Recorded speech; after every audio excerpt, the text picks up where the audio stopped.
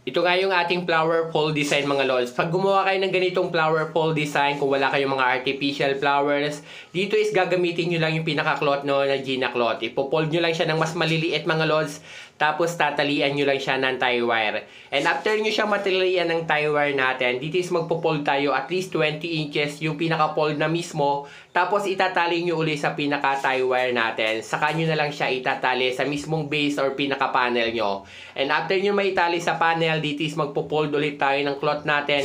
At least yung pinaka-fold na dito mga idol is nasa 6 inches.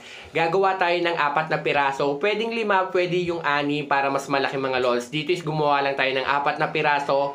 And after natin ma-fold, dito is tatali lang ulit natin sa pinaka-panel natin at hahatakin naman natin siya ng pasigsag yung dalawa sa gitna mga idol. Kasi yung bandang gilid, isahatakin lang natin siya ng pabilog mga lods. At ganito na yung magiging itsura ng ating pinaka-flower pole design mga idol. Yan. Ito ihahatakin lang natin ng pabilog mga lods at hatakin nyo lang siya ng pasigsag para mas gumanda pa mga idol.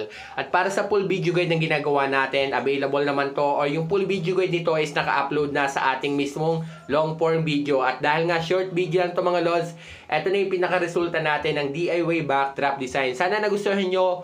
Siyempre, kung bago ka pa lang sa channel natin, please huwag mo kalimutang i-subscribe na rin tayo mga idol.